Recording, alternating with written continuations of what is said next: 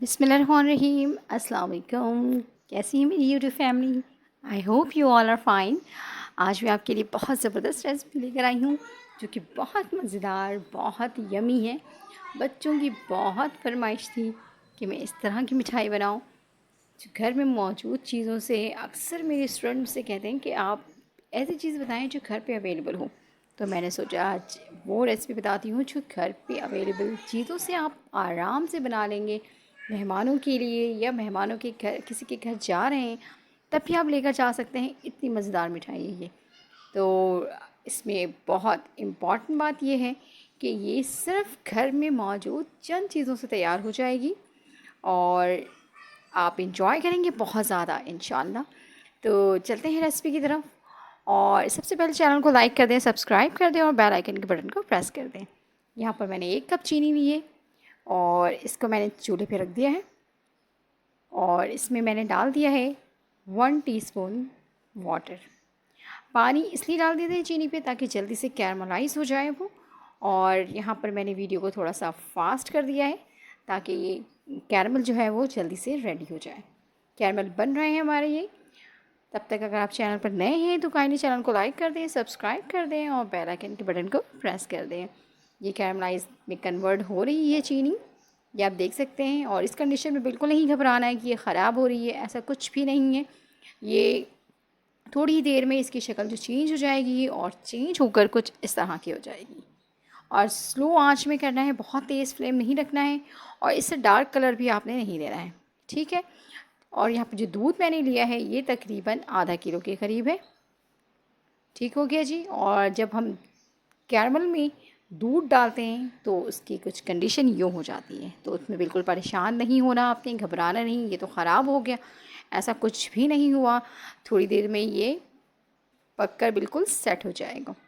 ठीक हो गया जी। आप ये आहिस्ता आहिस्ता इसकी शक्ल देखें कैसे चेंज हो जाती है। ये देखें अब ये दूध का इतना खूबसूरत कलर आ गया है हमारे पास। जब ये कम्प्लीटली डिज़ोल्व हो जाए तो आप इसमें 1 चम्मच सिरका ऐड कर देंगे। जो घर में नॉर्मल टीस्पून है उससे आप 1 चम्मच इसमें सिरका ऐड कर देंगे। ये मैंने कर दिया है। और आप दूध देखें, दूध की शक्ल जो है वो चेंज हो गई है, अब वो दाने दाने शक्ल में आ गए हैं। और हमें इसी कंडीशन में लाना था और इसको मैं 1 मिनट पकाकर अब इसको साइड कर दूँगी। बस ये कंडीशन हो गई है इसकी। अब मैं इसको साइड करूँगी। अब चलते हैं अपने नेक्स्ट स्टेप पे। नेक्स्ट स्टेप क्या है हमारे पास? यहाँ पर मैंने एक पैन लिया है, इसको थोड़ा सा हीट कर लेंगे और इसमें मैं ऐड करूँगी अब यहाँ पर 2 टीस्पून घी। अगर आप देसी घी में बना रहे हैं तो देसी घी लेना है क्योंकि आगे भी हमने घी इस्तेमाल करना है।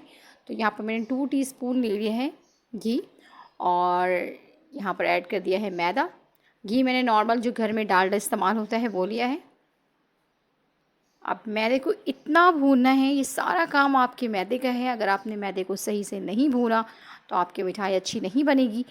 तो आपने अच्छी मिठाई के लिए मैदे को बहुत तकरीबन 7 से 8 मिनट तक आपने भूनना है और खुशबू खुद ब खुद आपको बता देगी कि आपका मैदा भुन गया है। बहुत ज़बरदस्ती खुशबू आएगी और इसका कलर भी हल्का सा चेंज हो जाएगा। ये देखिए मैं इसको फास्ट मैंने कर दिया है क्योंकि आप इतनी देर वेट नहीं कर सकते ना, तो इसलिए मैंने आपका ख्याल किया है और मैंने यहाँ पर इसको वीडियो को फास्ट कर दिया है। लेकिन टाइम वही है 8 से 10 मिनट और बिल्कुल स्लो फ्लेम पे मैं इसको भून रही हूँ। और बहुत प्यारी सी खुशबू आ गई है। जब खुशबू आ जाए तो इसमें जो हमने लिक्विड तैयार करके रखा है वो ऐड कर देंगे। और उसको अभी बहुत गर्म है तो हाथ लगाने की बिल्कुल कोशिश ना कीजिएगा, हाथ जल जाएगा आपका। तो अभी मैं इसको चम्मच से ही मिक्स कर रही हूँ। अब ज़रा सा ठंडा हो गया है तो मैंने हाथ से इसको मिक्स करने की कोशिश की है, लेकिन फिर भी अभी बहुत गर्म है ये, ठीक है। अब मैंने इसको फ्लेम से तो बिल्कुल हटा लिया है। अब ये काउंटर पे रख के मैं इसको मज़ीद आगे और मज़ीद इसको नीट करने की ज़रूरत है। अब इस स्टेज पे मैं इसमें घी डाल के इसको नीट कर लूँगी सही से, जैसे आटे को नीट करते हैं बिल्कुल वैसे ही। अभी ये गर्म है तो घी इसमें मेल्ट होकर मिक्स हो जाएगा। तो ये मैंने डाल दिया इसमें 2 टीस्पून। यहाँ पर मैंने पहले भी डाला था और मज़ीद अभी और 2 टेबलस्पून मैंने इसमें घी ऐड किया है। तो तकरीबन 4 टेबलस्पून घी इसमें जा चुका है अब तक। और इसको सही से आपने मिक्स करना है बिल्कुल। और जब ये सही से मिक्स हो जाएगा तो एक मज़ेदार सी फॉर्म में आ जाएगी ये मिठाई की। ये देख लें बिल्कुल सही से ये जो घी है ये इसमें एब्ज़ॉर्ब हो जाएगा। इसके नीट का आपने ख़्याल रखना है कि इसको बिल्कुल सही से आपने नीट कर लेना है ताकि तमाम चीज़ें बिल्कुल अच्छी तरह से मिक्स हो जाए। ये मैं जिस तरह से मिक्स कर रही हूँ बिल्कुल ऐसे ही। और अल्लाह ताला आप सबको खुश रखे, आबाद रखे, आप जहाँ रहें खुश रहें, हंसते मुस्कुराते रहें। बहुत मुबारक महीना स्टार्ट हो चुका है, तो कोशिश करें ज़्यादा से ज़्यादा वक्त इबादत में गुजारें और अल्लाह ताला आप सबको हज पे लेकर जाए। अल्लाह ताला आपके दिल की मुरादें पूरी करे, अल्लाह ताला आपकी परेशानियाँ दूर करे, आप सबको अपने हिफ्ज़ व-अमान में रखें। जो ख्वाहिशें हैं, जो जायज़ मकासद हैं आपके, अल्लाह ताला उन सबको पूरा करे। मेरी ये दुआ है, मैं हर नमाज में आप सबके लिए दुआ करती हूँ, आप भी मुझे दुआओं में याद रखा करें। और ये देखिए हमारी ये नीट कंप्लीट हो गई है।